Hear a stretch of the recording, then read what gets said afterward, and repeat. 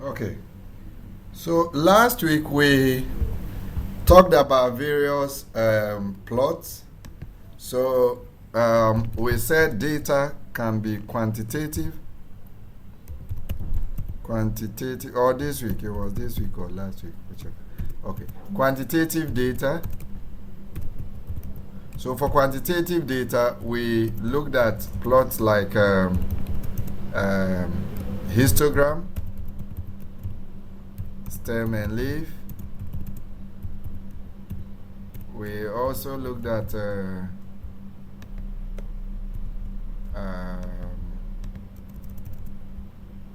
box plot. What else?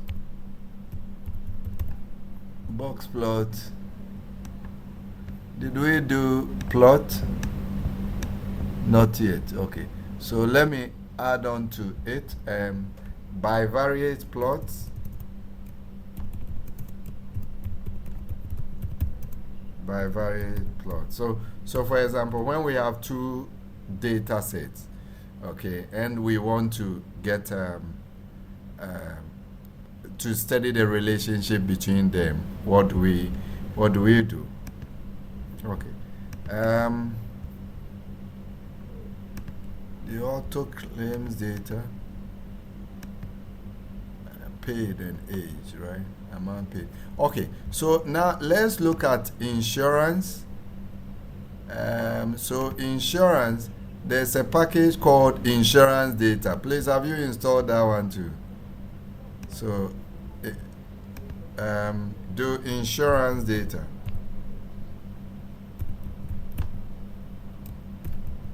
Insurance data. So it's on the chart session. You must install that one too, so that we can use it to do some of the data set in there. So let me check insurance data. I think we have age. Let's see, age of operator. So that's a vector, and claims is a vector. Okay. So I can take insurance data. Okay. Then I can, so for bivariate plots, we use the function plot. That helps us to assess it in an XY plane, right? So there are two graphics. It can be found in graphics library or base library, right? So maybe we use this one. So plot is this. So that's a plot command. There are so many arguments. We are going to use just a few. Okay. So what I want to do is to, if I scroll back here, is this insurance, automobile insurance claims. I have, it's a data frame with 6,773 observations on the following variables. So this is also real data set that you can use, let's say, for your thesis, right? Or your project. Okay. So it has the state, which is the state, United States. So they have different states. The class, which is the rating class of the operator based on age, gender, marital status, so and so. So they group them. Gender, male and female. Then the age of the operator is numeric. Remember, we know data type numeric. So it's a numeric and it's a vector, data structure vector. And the amount paid is also numeric vector. So I want to check whether I can study relationship between amount paid and age. Okay. So here I can call the data because I have ticked insurance data. So then I can call auto claims. So first of all, you need to do, I think, data auto claims before. I said this earlier that in some cases okay, maybe we could get it, but in some cases you need to call the data like that before you can do so. Okay. So then I can now call my S as this is auto claims. What do I want to be my S? Maybe age. What about Y? So by default, we can actually plot just Y, no, just X. Okay. So if I want to do this, I can just, I think I can just plot all of them. I need to take out that one. So I'll delete most of them. But this is how the age looks like, right? Okay, so the age is between, I think, 50 to 90, and there are about almost 7,000 of them, right? Okay, so this one, there's no Y axis. But what I want to do is to be able to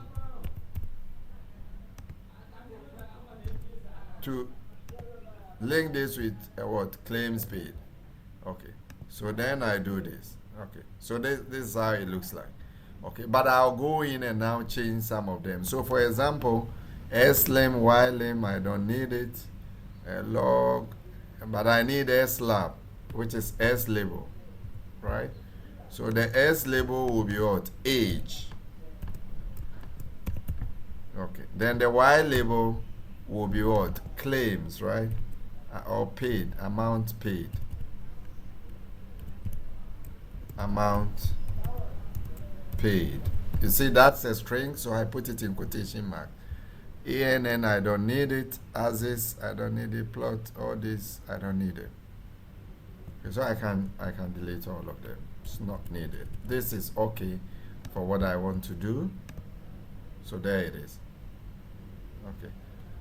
I can use my par. Remember that we say margins. Okay, so I want to write on the first x-axis over here where age is. Then the next one, this place, I need to close the space over here and the space over here. I don't need them. So I'll give them 4, 4, 1, 1 is enough. Okay. So now you see it fills up the entire area. So when you are doing your thesis, this will not be a good graph to present because it will this space will just be there, right? You can't write over there and so forth. So you can use this one which fills up almost the entire area. Okay.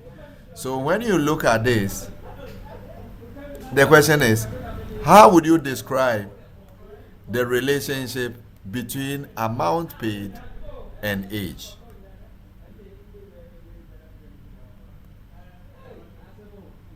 Is there any relationship? In other words, is there, let's say, a gradual increase or decrease in age or amount paid with respect to the other variable? Please, let's speak up. What can you observe?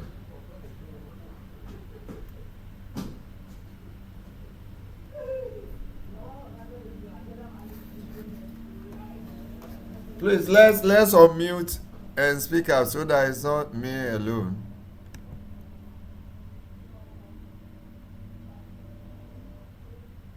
Richard. Sir. Yes. There is no really strong relationship between age and the amount paid. Mm-hmm. It looks all clustered.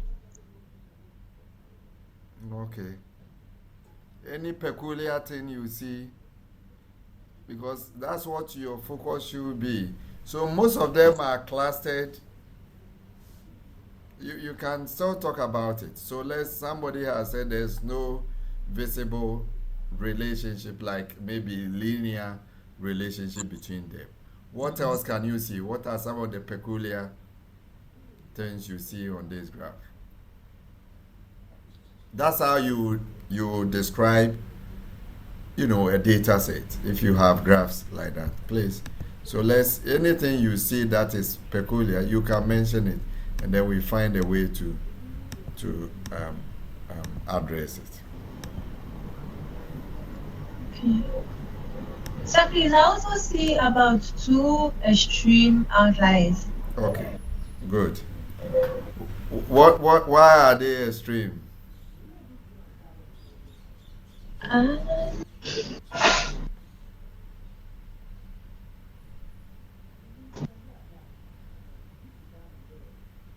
Why do you say they are extreme or they are outliers? I want to believe maybe the age or the amount paid, the value is different from the most of the data. Okay. So here, what would you say? It is extreme in relative to what? Is it the amount or age?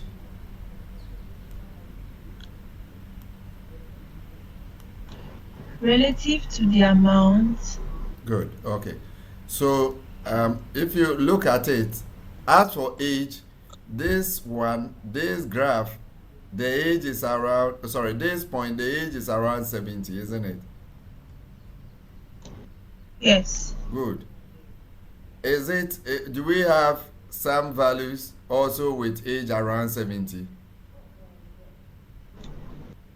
Yes, from the Yeah, graph. several of them. So we cannot say that it is an extreme value in terms of age. Is everybody okay? Similarly, if you go here, this value has age of around 90. Do we have values with age around 90? Yes, several of them. So these two values are extreme. They are extreme in relation to the amount paid, but not that of age. In terms of age, if you are looking at the extreme cases, it may be this one, the one at the far corner. That's the highest age, maybe or close to 100. And the least is around 50. 50 years. So that's it. But that's good. So that's how, if you want to describe this, then you say that majority of the amount paid were what? I mean, less than 20,000. So what you can do also is to find a percentage that is, let's say, greater than 20,000, also greater than 40,000, and mention it, okay, in your write-up, because we expect that you can do descriptive statistics, right, on your data.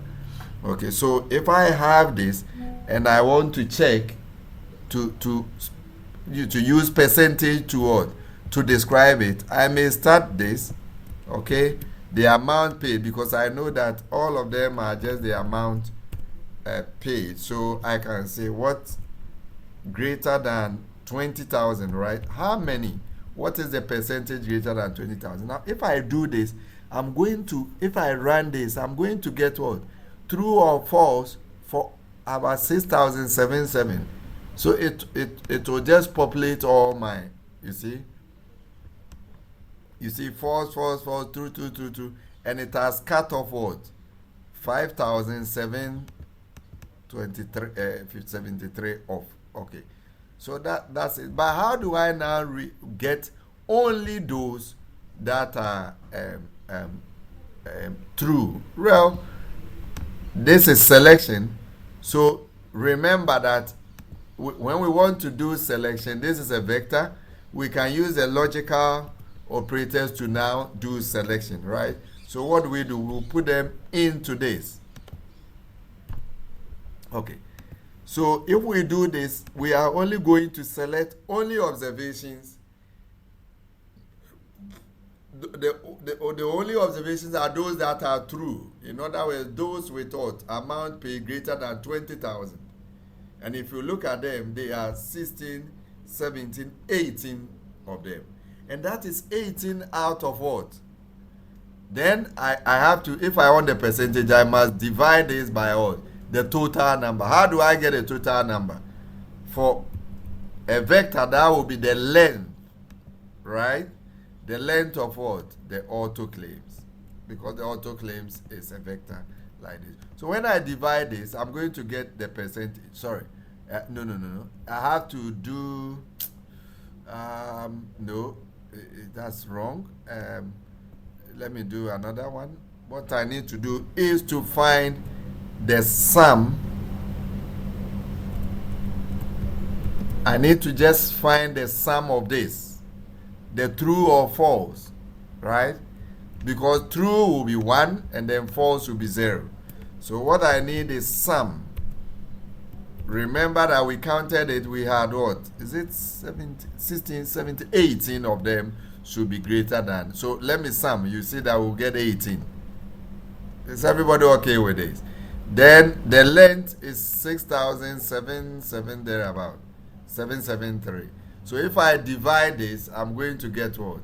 The amount. The percentage. Proportion. Right? And then I can multiply by 100. Okay, I can multiply it here. 100 times that. That gives me 0.26. So less than 5% or even less than 3% are what? Are greater than what? Not 3%, less than 0.3% are greater than what? 20%. So, any value greater than 20 is somehow extreme, right? In relation to the problem we are dealing with. Okay. So we'll come back to this. As I said, later on we'll be fitting distributions. Okay. This is called an exceedance probability, right? So we are not yet there. I can do AB line. AB line means draw either a horizontal or vertical line. So H here is the horizontal line. V is vertical line, right? And I can color it. So I'll say I want to draw a horizontal line on 20,000. The color will be red. So I can say red. Okay. Then it changes color. Okay. What do you see? A line is drawn. So that 20,000 may be the reinsurance, what do you call it in actuarial science? The term, I have forgotten the term. So that's a, what do we call it? Okay, Tokam. That's the point at which the reinsurance company comes in. So if the amount that is to be paid is, let's say, 40,000, it means the insurance company is going to take 20,000 and the excess retention level, isn't it? So the excesses will then be paid by the reinsurance company. Okay, so these are some of the things you will need in your, in your modeling activities of claims and so forth. Is everybody okay with this? Yeah, so if this is your project, you'll be able to draw a line to show that this is the level at which the insurance company takes whatever it is, and only less than 1%, are over that. And basically that's it. You insure against unusually large observations. Okay. So this one, draw a horizontal line. So you can try as well by drawing a vertical line. The vertical line will be V equal to. So we may also, I can add a vertical line at, let's say, 90. Okay, 90. Then when I run this, you see red line is drawn at a vertical line at 90 and so forth. So 90 may be what? Also an extreme case in relation to the age of the participant or policyholders and so forth. Any question on this? So that's how you do scatter plot. That's what we have done, scatter plot and so forth. Later on, if you fit a model, you can now superimpose your model on this on this plot. Any question? Any question?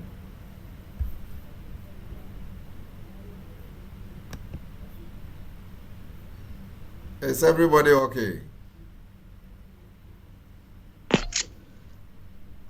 Yes, sir. Okay, please ask questions when need be. Don't just be there.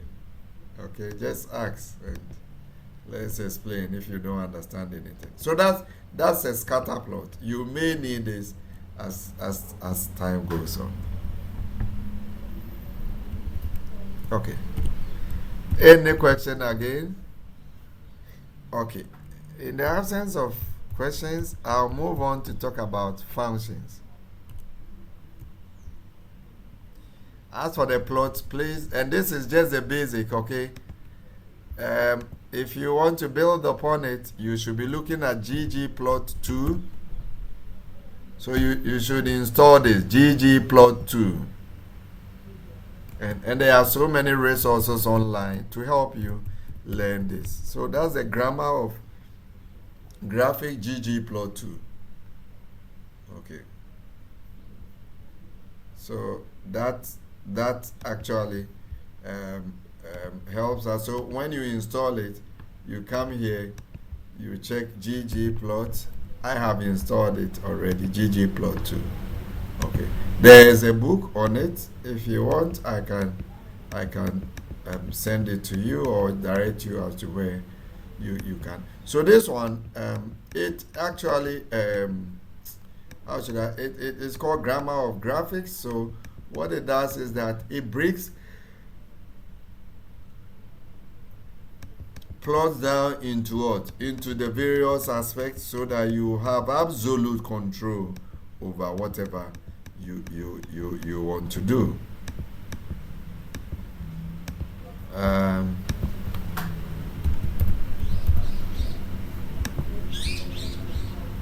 So what we did, we could have done it using this scale plot.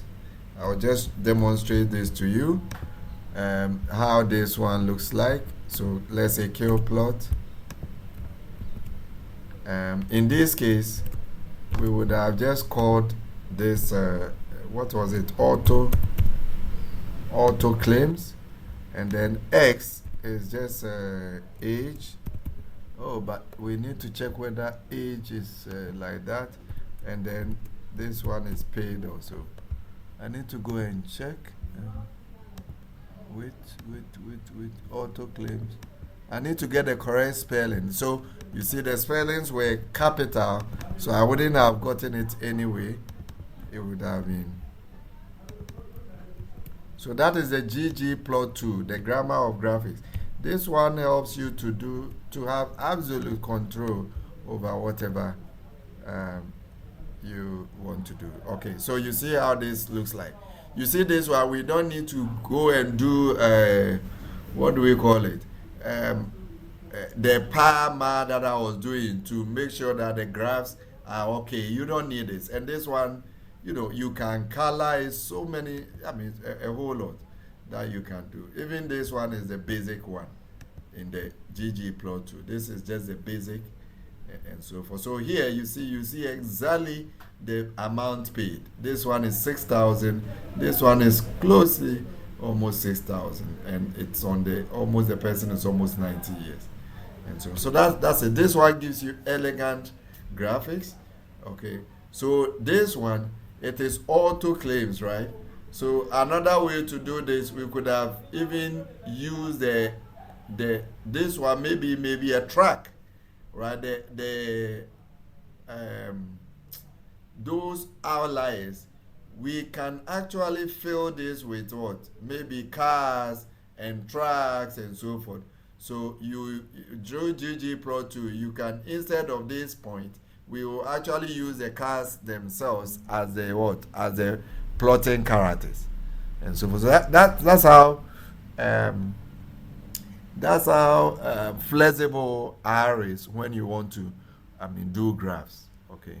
And if you learn ggplot2, you can do all this. So if you are doing consultation for insurance company and you are going to display this for customers, you say that we pay claims, so even large claims. So if I put a track here, you know that this is large, the amount paid is 60,000, but it was for a track.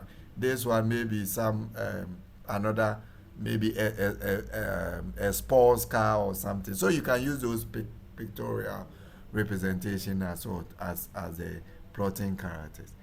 So you can explore all those things. We won't have that luxury of time to be doing all those things. Yeah, but you use ggplot2 in such instances. Okay. Any question on this? Okay. So yeah, if you are having problems, I can just put this in the chat session so that you can just copy and maybe paste in your to rerun it. But remember that you must have a what do we call it, not ggplot2. The last one, you must have ggplot, and you should enable it in your library or the environment. Okay. Any question? So can I move on? So I'll now move on to functions if you don't have any questions. Okay, functions. So what are functions? So functions are just like what we know in math. It takes what? Input, and then it gives you an output. So for example, we just use the function kplot. What did it do? Kplot took what? It took arguments x, argument h, y, argument data, and then it produced what? This elegant graphic for us. Okay. So that's what we call a function. But these are what we call inbuilt functions. So there are two types.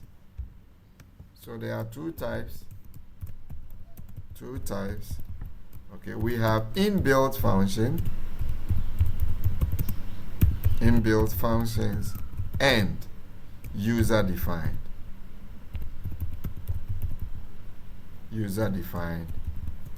function.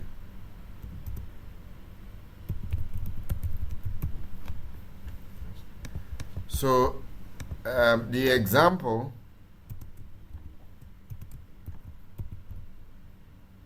of the inbuilt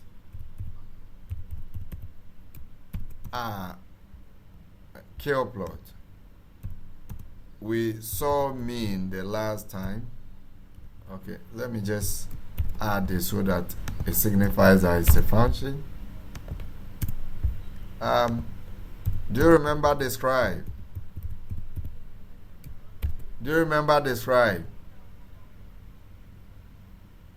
Yes, please. Yes, okay, good. So we can add on and on. We've also seen plots, right?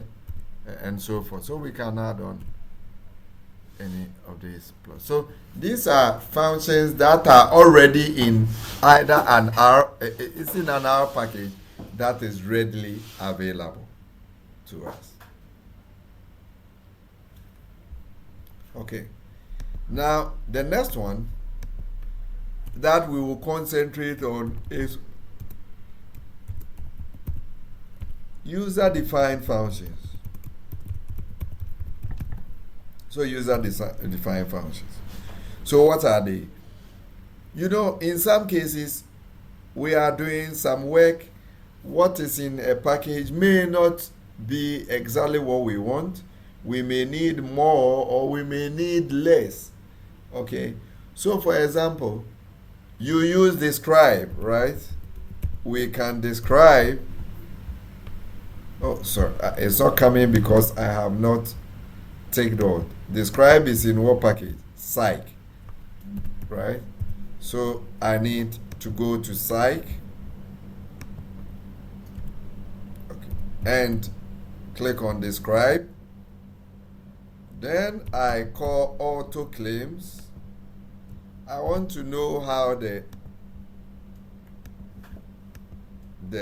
amount paid are. So I do this.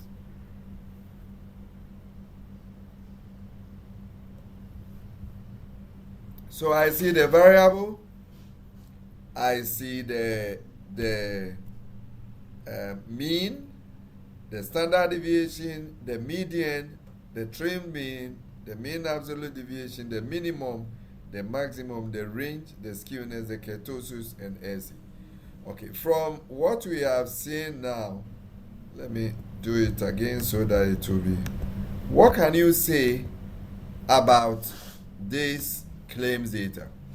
If you have these descriptive statistics, what can you say about it? Please, let's discuss.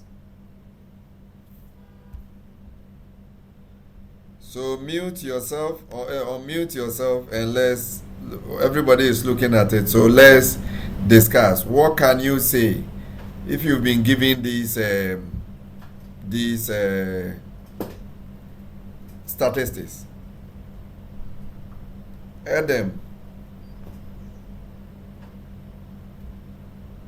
Adam, what can you say? Then after Adam, Hello, sir. Araba, yes.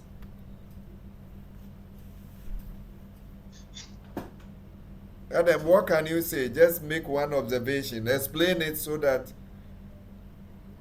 any layman can understand it. And then we move on to Araba. The mean of the data set, that's auto claims paid is 1,853. That means among the total amounts, the amounts that was paid, that of 1,853.03 was the mean. Was the mean? Yes, but you are still using the same word to explain it. What do you mean by the average mean? Is the average? Yes, please. Okay, so you say that the average claim is what, 1,853. Okay. Yes. Is it positively skewed or negatively skewed? I should be asking you. Okay. Okay, so at least you said one, or you want to add another one. You said skewness. Okay, so can you talk about the skewness? I see a positive value, so I would say it's positively skewed. Okay, in practice, what does that mean? It describes how clustered the data is. Is it to the left or right end? Please be specific. So interpret it in relation to the data. That's how we expect you to do it. But it must be in such a state that a layman will understand. Oh, okay. Yeah. So if you say skewness, I mean, if I'm a customer and then I come to you, then you say, well, the claims that we pay, the skewness is positive. I'll be looking at your face. Well, what do you mean by that?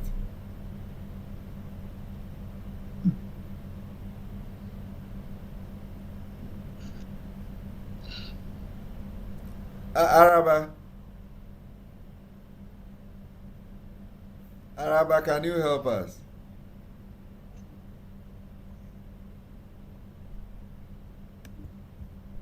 Let's try. Everybody should try, and then Araba, can you help us? Or is Mame Kraba rather? Sorry. Yes, Mame, please. what can you say? I'm seeing the range. So the range is the difference between the maximum and the minimum value. Okay. So 60,000 minus the 9.5. Okay. That gives the 9. 59,999. 59,990, right? Yes, please. So how would you explain this? What does that range tell you? What does it tell you? The values lie between, I don't know. Most of the values lie between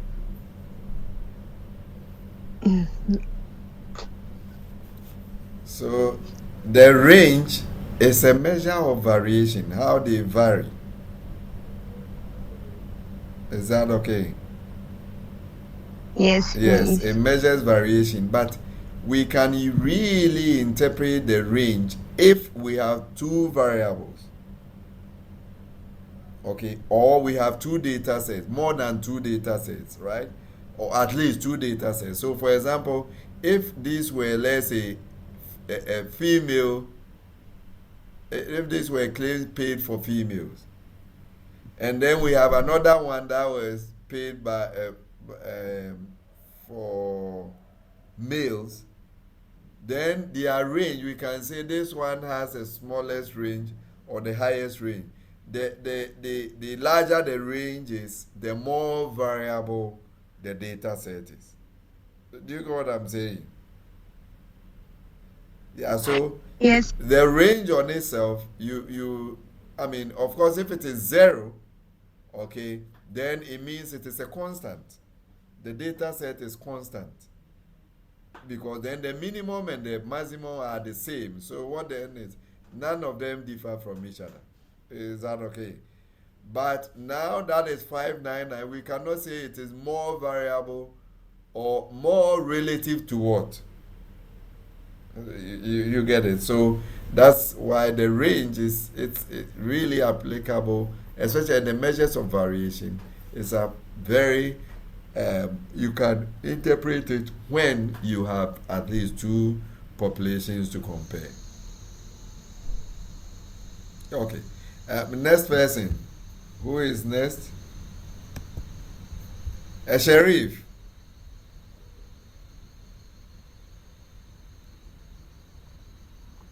Is it? Yes. What can you say about this data?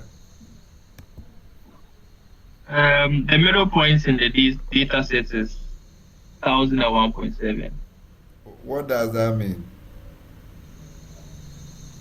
It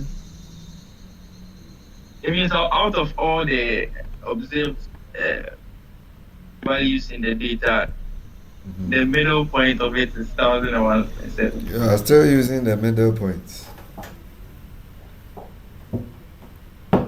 So what does that value mean?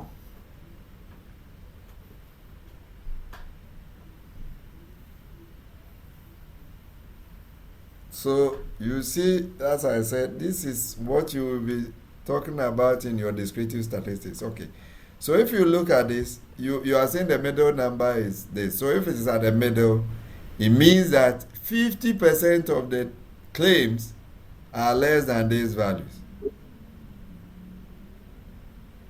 And the other 50 is also greater than this value. Is that okay? Okay. Now look at the maximum. The maximum is 60,000. And look at where the median is. So from 1,017 to 60,000, and then the least amount paid is 9.5, or the least you can pay is that when there is no claim, it will be 0. So where the median is closer to 0 than what? To the maximum, isn't it? Or it is closer to the minimum than what? The maximum. Do you agree? Yes, sir. Do you agree with that? Yes. Good. Yes, we do. Secondly, Yes, please. the median and the mean, the mean is greater than the median, isn't it? Yes. Good. Okay. What does that tell you?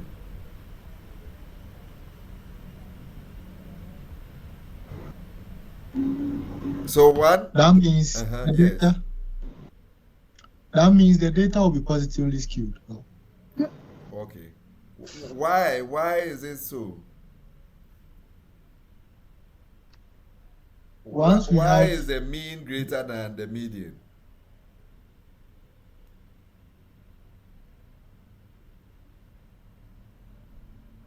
Okay, so these are very basic statistics, but whatever you say or whatever skewness you get, you should be able to relate it to the measures. If the data is symmetric, in other words, if it's normally distributed, what do you expect? the mean, Mhm. the variance, and the this will all be equal. The mean, what again? The median. The variance and the how is it called? The median will all be equal. Is the variance part of it? Hey, the median, and what? I think I forgot. The mode. The mode, good. Okay. The mode, yeah. Yes. So it means that this data set, you cannot fit a normal distribution to it. Is that okay? So that's how you rule out even distributions if you want to consider distributions. So this is highly skewed to the right, positively skewed, 6 point something. And it is so because, the median is smaller than the mean. Why is the mean greater than the median? Because, remember, the mean is affected by what? Extreme values, right? What is extreme here? The maximum value, 60,000. So the mean will be closer to that value will shift the mean towards itself. It's just like, let's say you are in a kindergarten school and you are a pensioner, okay? Because the pensioner is maybe 60 over 60, if you add her age to the kid's age, you will see that you will get maybe 15. Which means on average, if you go to the school, you should find a 15-year-old, right? But when you go there, you're only one person out of the, let's say, the 20 children, or what? Only one out of the 20 is what? Is above 15 years. Do you get what I'm saying? Because the mean is affected by what? Those large, unusually large observations. Or it could be unusually small observation. So that's how you do some of these analysis. Okay. One way to look at it is also to get a histogram of it, which will give you even more elaborate graphical display of it to help you interpret this. Okay, so you see the way it looks like. Okay, so it's like around remember we had what? The maximum is 60,000. Do you see anything at the 60,000 column? No, sir. You don't, No. because it is just one. Okay, look at the highest bar. The highest bar is over almost 6,000, right? Yeah. Good. Yeah. So if you have one and this bar represents 6,000, then one will be next to nothing, isn't it? Absolutely. Yeah. So that's why Victoria, you can't see anything there, but there is one observation over there. Okay. So you need to, pay attention to all this when you are doing your descriptive statistics. So we can rewrite this, and then it looks like this. Okay. Any questions so far? Okay. So that's inbuilt function. Okay. But you see, when we were doing this, we have not talked about, let's say, trimmed mean, because it may not be of importance to us as of now. We've not talked about ketosis or the standard error of the mean, SC, which is 32.80. So sometimes we can either do our own function, write it from scratch, or we can modify an existing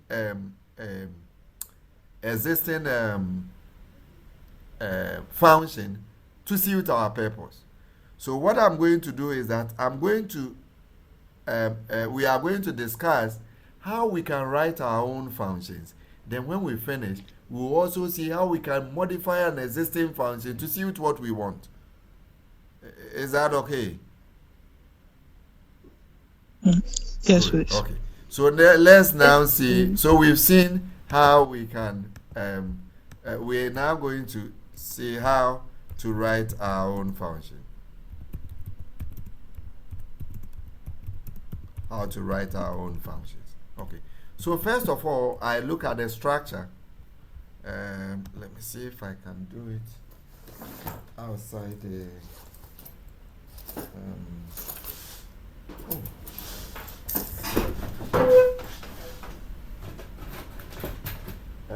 Just a moment. I want to see if I can just write it outside the whiteboard. Okay, so the structure, or let me just write it here so that we don't alter it. Okay, so the structure is like this. So structure of our own function. So to do that, I'm going to, you see, you do, let me just use hist.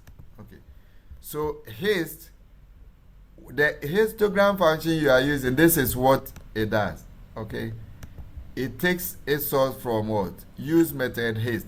But let me use describe. Describe will give us, so describe is small, but this is the content of describe. So just highlight describe and do it. So what we are using, okay, this is the back end of it. Okay, so we've gotten our descriptives, but see, it starts first with the letter what? Function. Okay, then it takes x. na.rm is also an argument. Interp, this, So later on, we will take this and what? And modify it. Okay, so that's it. The name of the function is described. It starts with the keyword function. It has some arguments. Then after the arguments, there is what? A curly bracket and so. So that's the structure that we're going to use. Okay. So first of all, you have the name of the function. Then there's the assignment statement, right? Let's say I can say name of what? Function. Okay. Then you have the assignment statement. Then there is the keyword function. Okay. Then after the keyword there is parentheses. Then you need arguments within this function. Okay. Then after that you open curly brackets and then you close it. RStudio usually close it for you. Okay. Then what else do you need? So there's the body of the function. The body of the function is within it. So if you look at what we have over here, all these are arguments. The ones that I have highlighted, they are all arguments. The keyword function is there. Then you have your arguments. You see the curly bracket is open. If I scroll down, I get what? The last curly bracket over here. Okay. Then after the body, there's another keyword, return, which is also, so you return what? Output. Okay. So the body of the function will do some computation, then you return. So the return is also a keyword. That's what we see over here. So that's how we write our own functions in R. So let's take an example. Okay. So our example that we are going to talk about is a function to compute the correlation of two variables. So we call it myCall. And we want the keyword function. You see the keyword function, it now turns to blue. So that means the keyword. Okay. If it is a correlation, then of course we need X and Y, right? Like that. Okay. Then I need the body of this function. Okay. I'm going to, do you remember the, okay, so now I have my whiteboard. Let me write this before we move on. Okay, so let's come over here. I think I need to share this.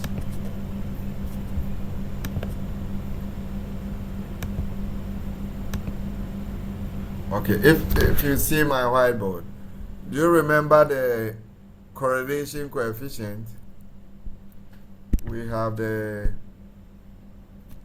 oh, this thing is not working. So we have R. If you remember the Pearson's product moment divided by the square root of what? N sigma n squared minus sigma x all squared. Then we have n sigma y squared minus sigma y all squared. Do you remember this? Basic statistics.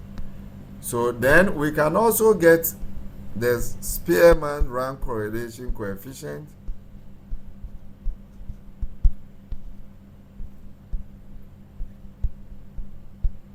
Do you remember this? Okay.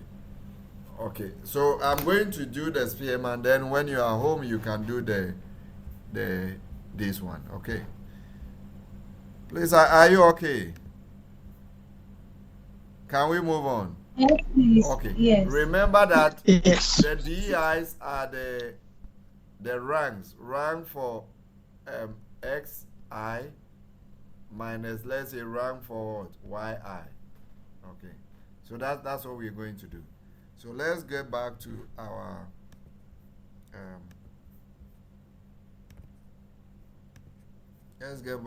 house studio. Okay. So my call, when I get X and Y, you remember the ordering. Did we do the ordering matching? Sorry, sorting the last time? No. No. Okay. All right. So there's a video on this. Let me see.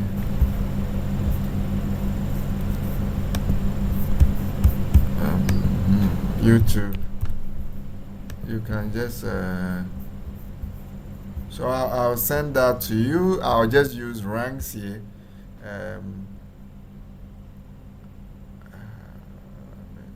me count your videos. So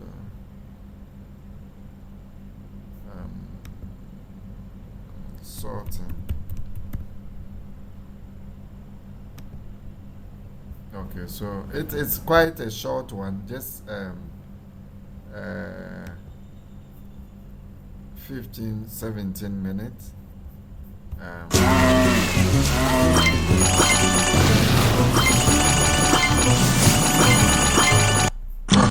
Next, on our discussion on special functions is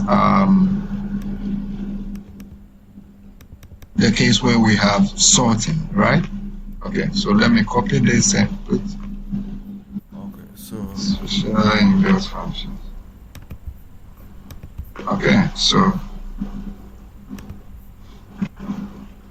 this is for sorting and so forth. So the first one, when we want to sort things, so if you remember, if you are familiar with Excel, Excel has sort in there, right? Now, when you are sorting, let's say a column in Excel, it will ask you, do you want to include other columns? Okay, just a moment. So I'm putting this here. It's not that, just about 17 minutes. So, oh, the thing did not copy.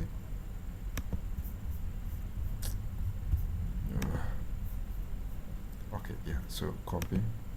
Okay. Yeah, so I put it in your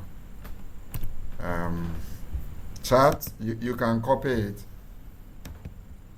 and so forth. So you can watch it, I mean, at your own time. It's just about 17 minutes. So it will show you how you do sorting in R. So here, I'm going to, let me just get some X values.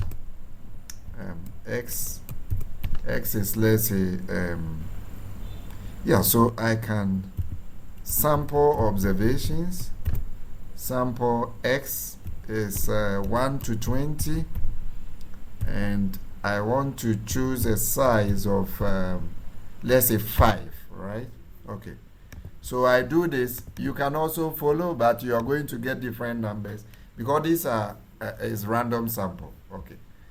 Now, so I'll be very brief. Now, so I can get a rank of X. The rank will just give me a to. Please, do you see the R Studio or the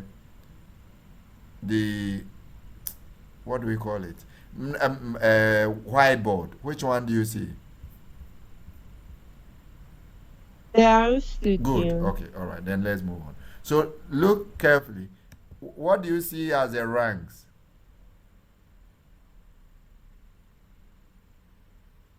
The first one, what does it show? Or you see the rank, we have 4, 1, 3, 5, 2. What do you think it is?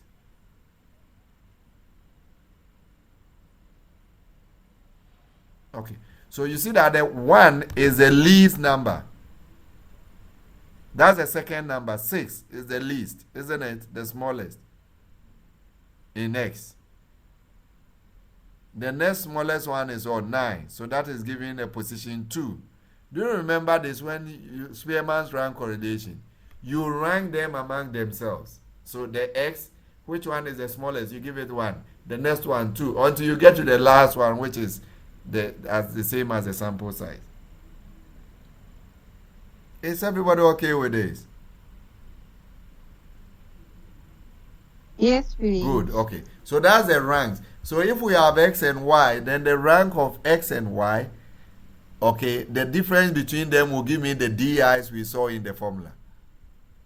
Okay, so that's what I wanted to, talk about. Then, we have also sort.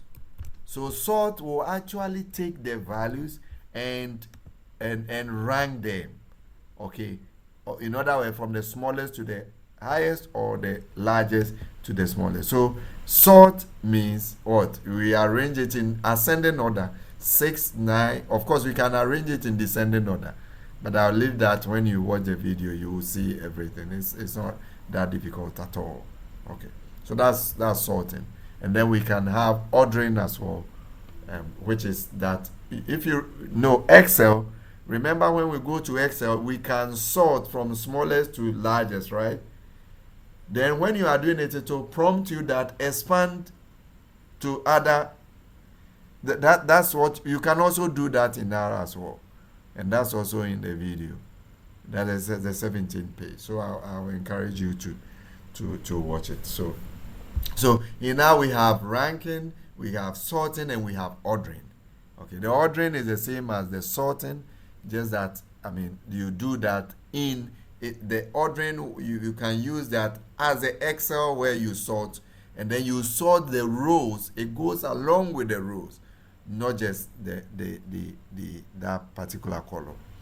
Okay, all right. So let's move on. Okay, so it means that for me to remember is 1 minus what? N sigma di squared, right?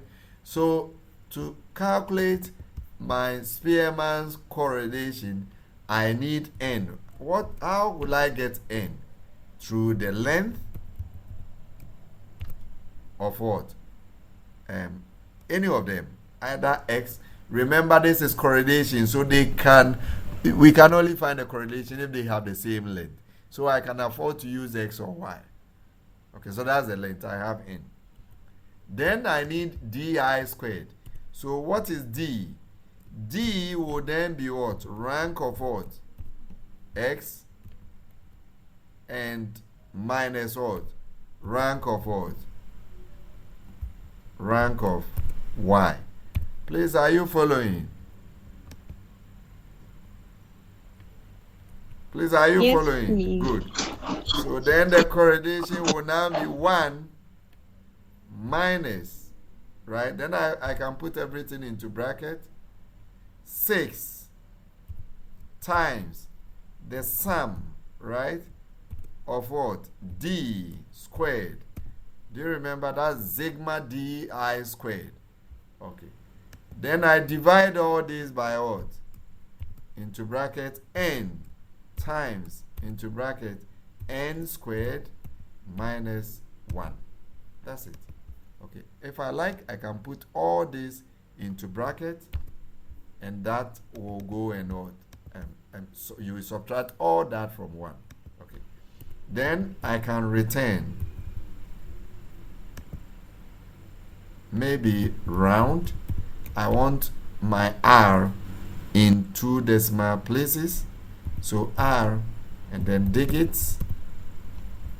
So you can round just like you do floor truncation and so forth in R.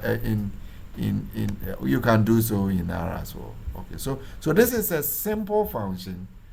The idea is to what? Calculate what? Spearman's rank correlation. Okay.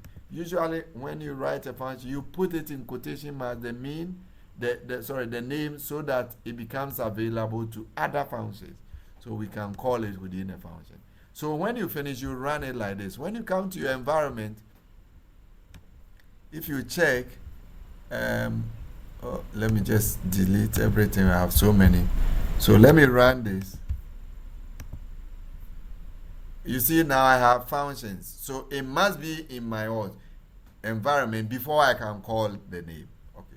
So now how do we use it? Well, we have to call it usage.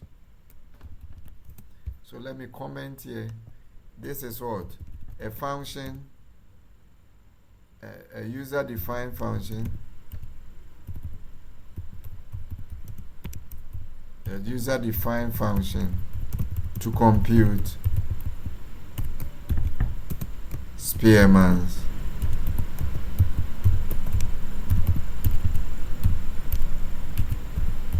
rank correlation. Rank correlation. Okay. All right. So now let's use it. My call. So you remember? Sorry. I need to charge my laptop. You remember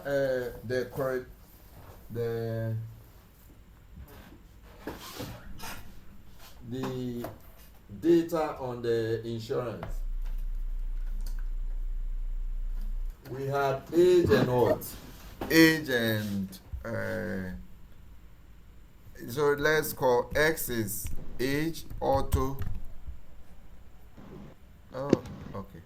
X is equal to auto.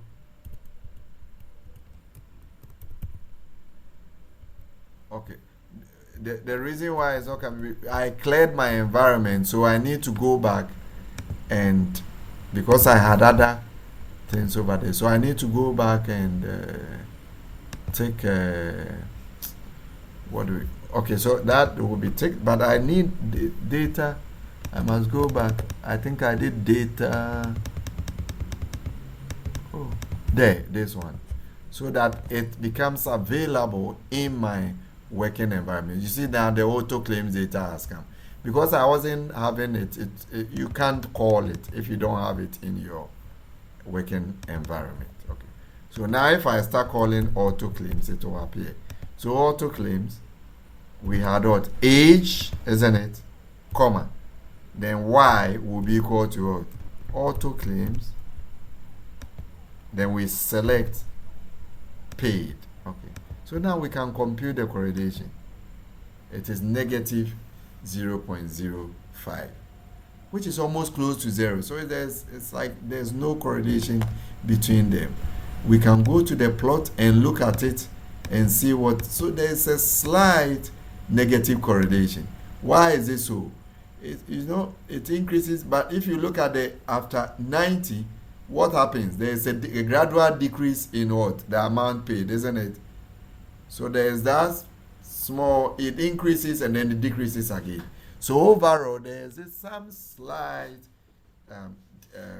change in the decrease in the relationship. Okay. So I can go back again to the insurance data. Let me check again. We have another form of data which we call Auto BI. So Auto BI is a automobile bodily injury claims. Let's see if we can get some other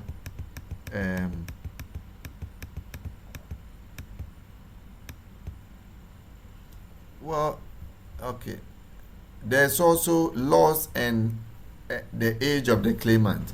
So let's see if there's a relationship between them. Okay. So we want to use our function to check. So here it is auto claims. So that one is auto BI. Auto. So the same. Oh, okay. So still I need this as well. So in this, if you need the data, you must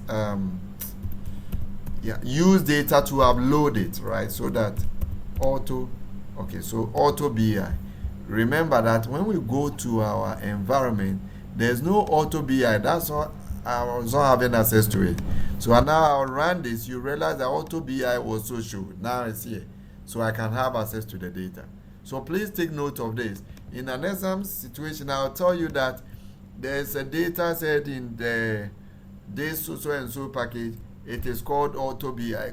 So if you're unable to use the data like this, then you won't have access to it, let alone answer any question. So it's important that you pay attention to this. Okay. So auto BI.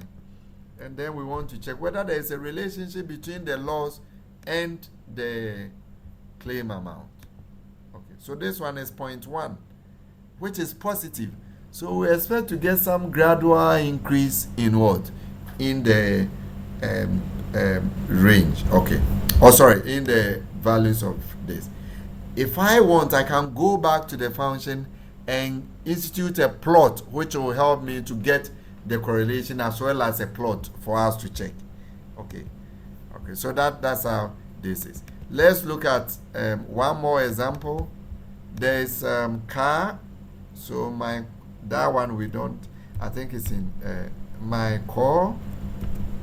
Okay, so my core. Then X should be car. There's cars. So a speed of a car and distance. That one there's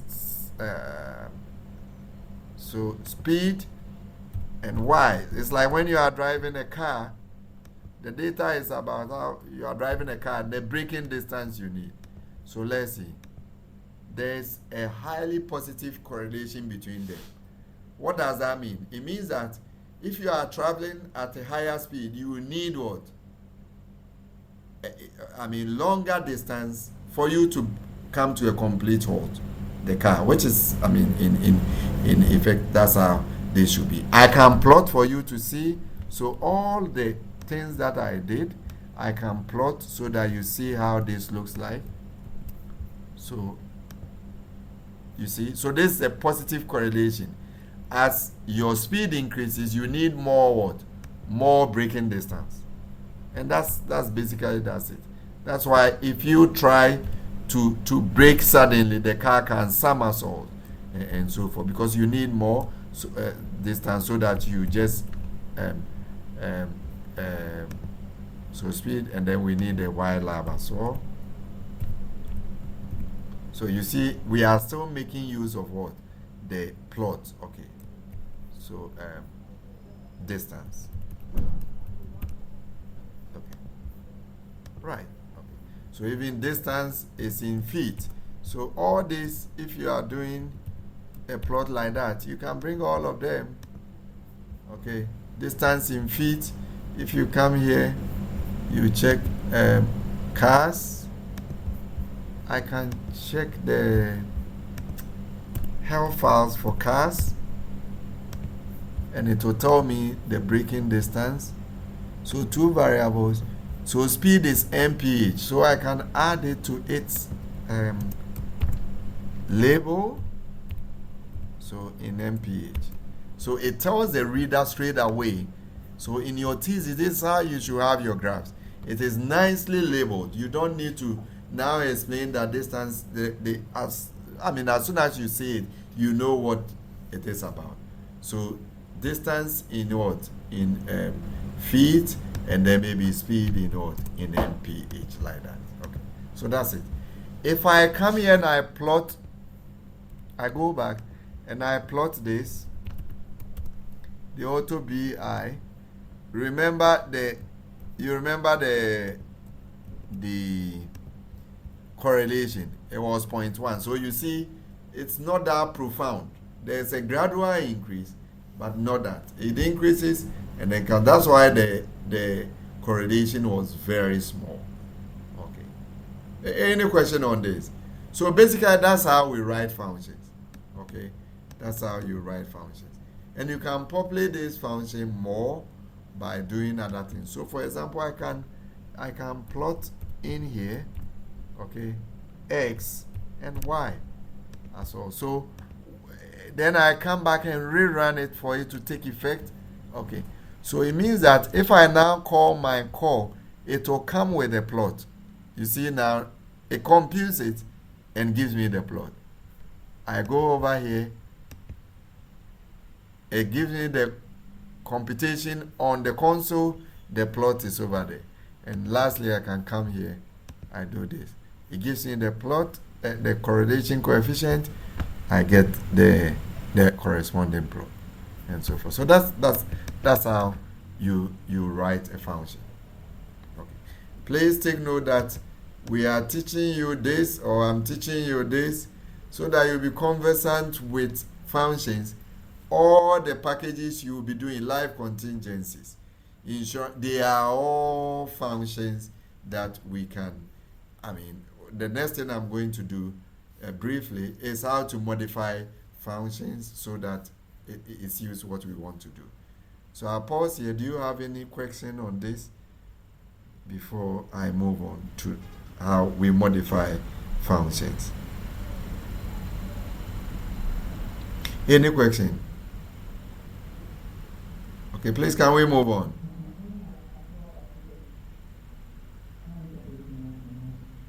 Yes, please. Okay, all right. So please take note. So for example, now you can get the survival plot, right? If we give you x and L of x, right? You should be able to compute the probabilities, right? Because the one-step probabilities, you can compute them, okay, by just finding what? The differences, and then you divide by the previous one. Then it gives you the probability of, the survival probabilities and so forth. Okay, so that's it. And once you have that, you can now plot, because you know how to plot.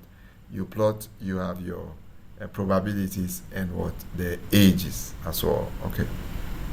Now I move on to how to modify an inbuilt plot. How to modify inbuilt functions. These are very important concepts that you need to, pay particular attention to it. Okay. Now, where should I start from? Okay. Now let's go to RAINS. Okay. RAINS. So reinsurance. RAINS. Okay. Now within RAINS, just click on it. You will see this. Okay, so let's use the exponential QQ. Please, do you know the Pareto distribution?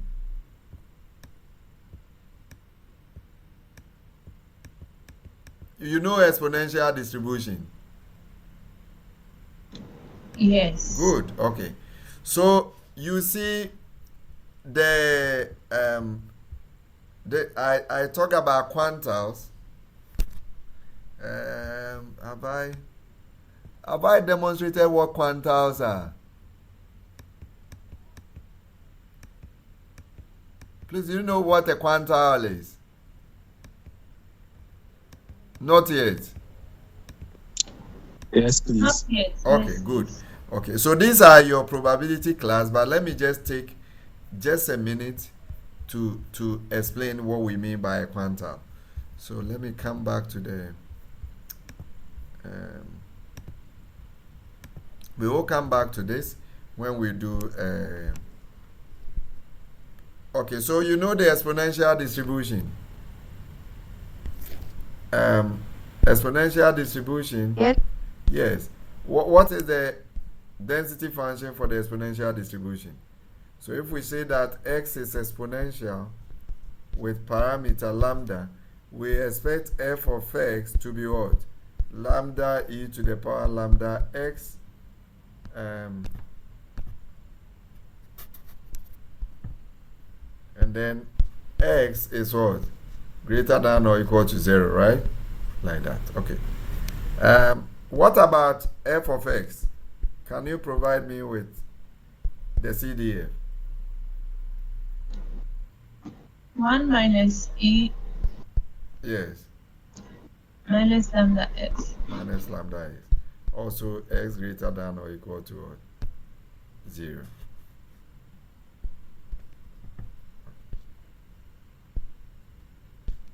Okay. So, if you remember, let's say SS, do you remember that this cumulative distribution function, you used to do it like this? Cumulative distribution curve. Do you remember? Then they say find the median. What do you do?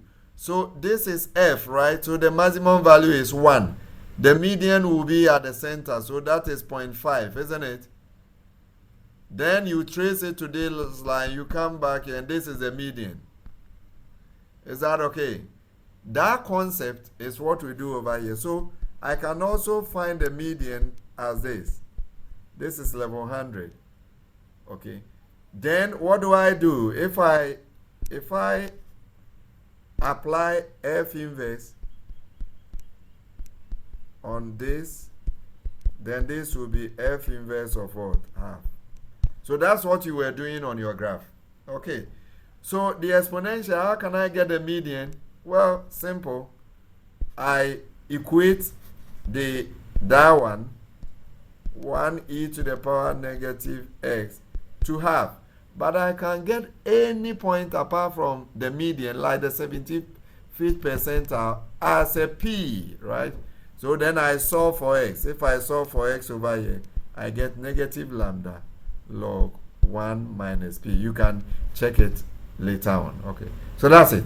So this is what we mean by a quantile. And if p is half, we get the median. If p is 0.75, you get what? The 75th quantile.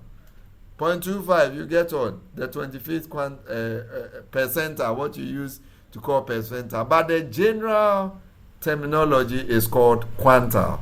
So if you've heard of quantile functions, that is what we mean. It's just the inverse of what?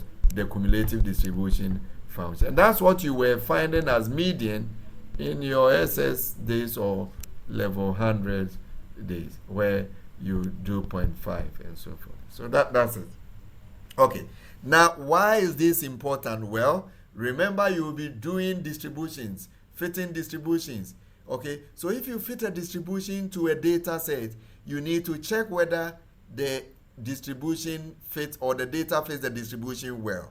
How can you do this? Well, it turns out that you can do a plot, okay, of what we call the quantile plot. Okay, so if it is exponential, I get the order statistics.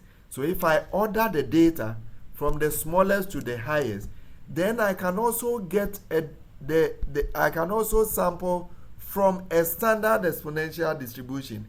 If I plot them, if they agree, then the distribution fits the data well. If they don't agree, the distribution does not fit the data well. So quantile plot is a very important plot for goodness of it. Quantile plot. Okay. So that's what we are going to do. And that is what ReINS helps us to do. Okay. So the package has, I'm going back to R and show you. The package has ESP-QQ plot. Okay. So this is what? Exponential quantile plot. Okay. So our data, we can do an exponential plot to see how it looks like. Whether exponential function will fit. Okay, you can see. You can see now. Okay. Sorry. Yes. We are going to check whether exponential plot. So this is it. ESP-QQ. So if you do, but you must, what do we call it? Take ReINS Okay, so that you have it in your working environment. Okay. Then you type ESPQQ. So ESP, then it comes like this, and then you run it. Then you get this function. Okay. So it tells us the exponential QQ plot. What does it say? It says it computes empirical quantiles of the data vector and the theoretical quantiles from a standard exponential distribution. So that's what I was explaining. So we will generate observations from a standard exponential, and then we do the empirical quantile, which is just other statistics of the data. If they agree, then the scatter plot must have all the values on the 48 degrees line. Okay, so let's just look at it. Okay, remember our data is on what? Auto, let's say the auto BI. Let's look at the laws. No, we had I think we plotted the auto claims. Is it auto claims? The histogram was amount paid, right? Good. So let's see how, whether exponential distribution fits it. Do you remember those two values?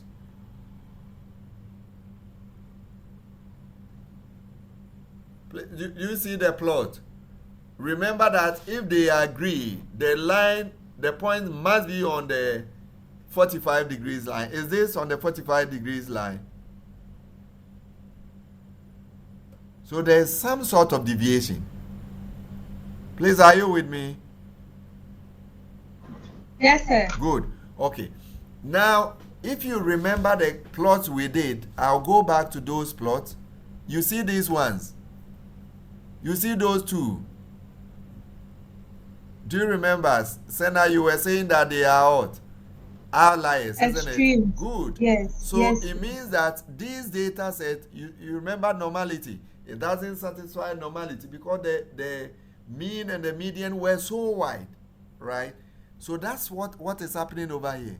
So if you look at exponential distribution, yes, it fits most of the data well, but those two are completely different. Okay. Now, one other distribution that is able, so this is like income distribution, like is ESP, the Pareto.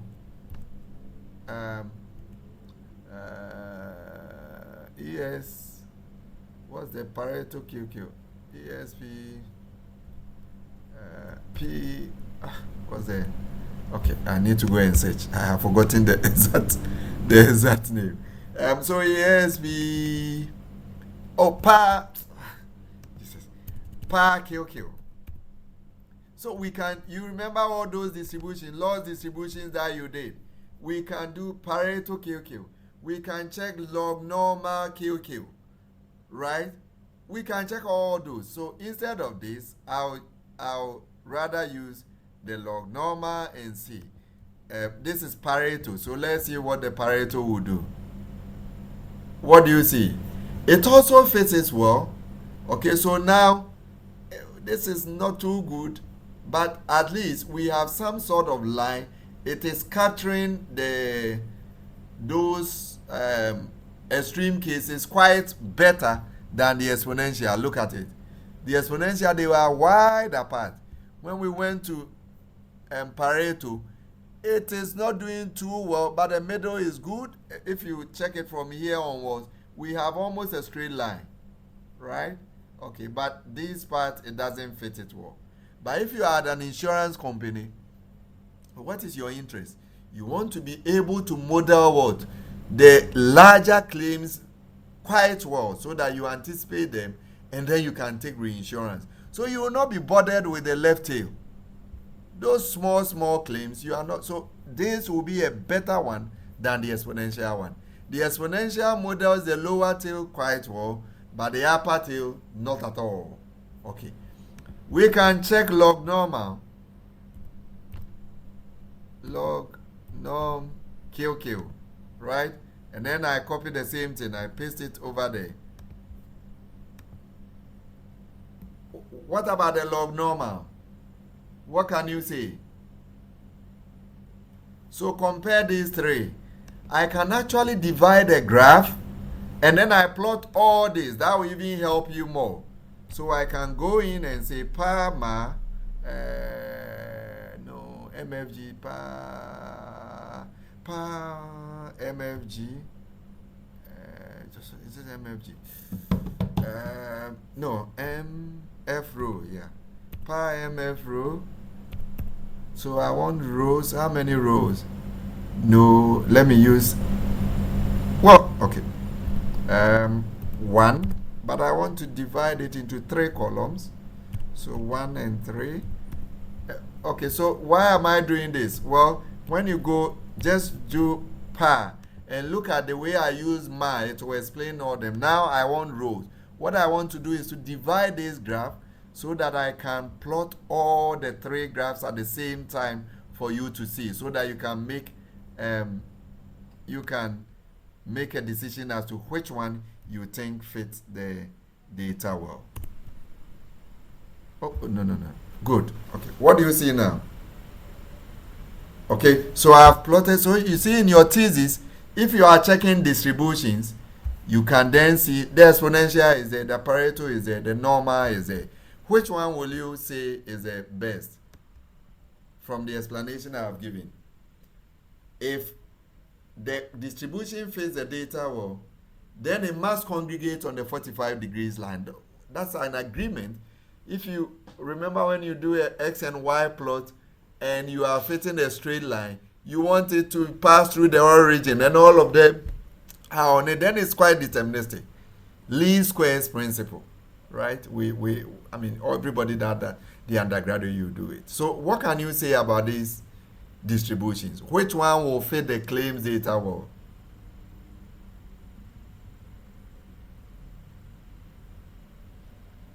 Which one is more linear? And which one is close to the 45 degrees line?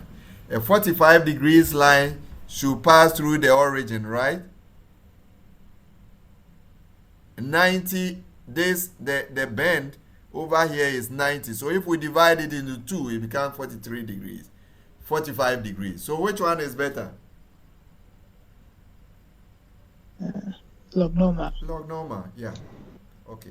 So this is one part of this is graphical way of checking fit of distributions. Later on, we are going to do maximum likelihood method of moments and so forth. Okay. When we do that, you can of course get other measures, okay, to check. But this is very important. Quantile plots are very important to check fit of distributions. Okay. And I will end here with this. We are left with how to modify it. I can't tell you the relationship, but please, is everybody okay with this concept? Because I'll ask you, you'll be doing this is your loss distributions. So I'll ask you questions on this. Okay, we will even check. I'll give you data like this, and then you check which one fits the tails quite well, because that's an important concept you need in modeling loss distributions. Any question on this? Any question?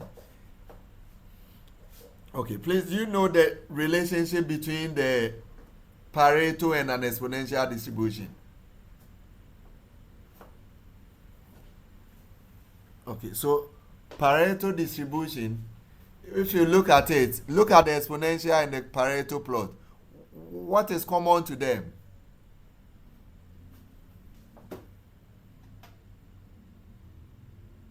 Look at the S-axis. What do you see at the S-axis?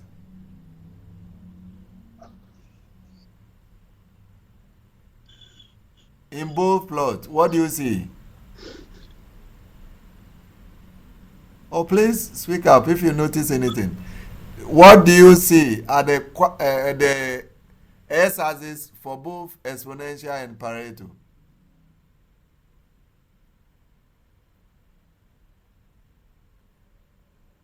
Oh, please, can you hear me? Yes, we can hear you, Doug. Okay, what can you see? Or what do you observe? Just the exponential and the Pareto plot.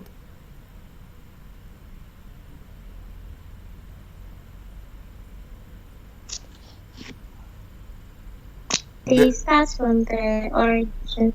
No, the S axis, what do you see? Or the S level? It starts from 0. No. Okay, it starts from 0. What is the names? Check. It's called quantiles of what? Standard. Standard Good. exponential. You see that the two are the same? Yes. Good. Okay. Yes. And then now look at the y-axis. So if x is exponential, then the log of x is Pareto. Do you agree? Yes, Good. please. Yeah. So that's what I wanted to tell you. That if you take an exponential distribution, it has a relationship with Pareto. That is, if you find log. And this is undergraduate transformation. Okay, so we can give you x and we say find the distribution of log x. The log x will then be what? An exponential, a Pareto. Okay. Now, it means that I actually do not need the Pareto plot, but I can use exponential QQ plot to do it. Okay. Now, how can you do so? It means that if you have exponential plot, you just go in and find the log of it, and then you have a Pareto. So I can make this exponential QQ plot my own, so that I plot both exponential and Pareto without me going to Pareto QQ to do it. Okay, so how do you do so? That leads us to how we modify it. So how do I do it? I'll just click on just ESPQQ and run it, just like I did describe. Once you run it on your console, you will see all this, right? Okay, so I can copy the entire thing up to here, up to the last curly bracket, and then I copy it like this. Okay, then I come to where I am, my console, my script. So I'll just write modify ESP QQ to Pareto QQ. Okay, so what do?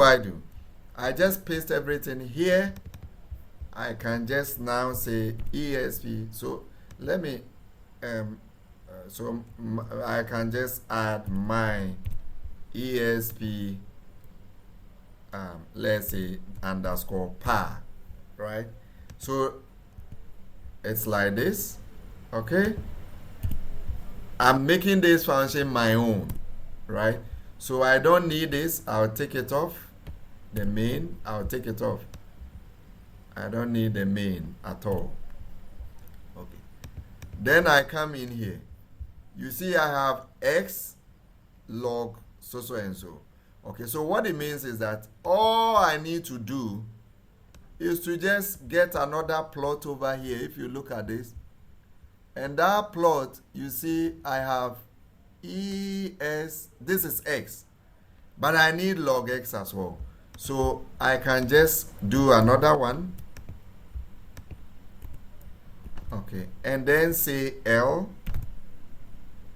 EKK, which is what? Log of x. Okay, that's all. Okay, so it means that this plot, I can also copy it and also say that this should be log x. I change this thing being quantiles of exponential. Then here I'll put my L Q MP there. Okay, so I'm done, but I need to take out this dot out so that I don't have any error associated with it. Okay, and then secondly, I come here, I put it in bracket, Okay, then do I have an output? Well, not quite. I don't return anything. All I need is plot, so I don't return anything. Okay, so now I can go back to the same example we did, log normal, what have you. Okay, so I have modified this function to do my own thing, right? What I want to do is to plot all the two at the same time. So I have given the command like this. So I'm using this thing. Then I plot it. Okay. It couldn't get check. So this one is not needed. I comment it out. Check. Sometimes those things will not work because it's in their package. So this one is plot.fun. I don't need it. I just need the plot, so I can change these ones to plot. It will just do the same job as what is in there. Output, I can do return. Yeah, it doesn't change anything. Okay. You see, now I've gotten the plot together. Okay, so I have done this without, I can go back again here. I just want to convert it into just two, okay, two sides. So I have only two so that I can see it properly. There it is. Yeah, so that's how you modify a function. Okay, so get it, display it, copy it on your own. Okay, then just take out, look at what you want to do. So here I needed to introduce what? Log x. So I pick x, I named it differently, then the same plot, I get the plot, and then all I have to do is just give it my new y, which is log x, and that's it. You'll have I'm done. Okay, so what I'm going to do is to copy this, I'm copying all our classes, and then I'm putting it on your this in place. Copy it now so that you can have access to it. I am also sending you the video right away so that you can look at it on your own. So please, if you have any question, you can ask. Other than that, we close and then I send you the video. Any question?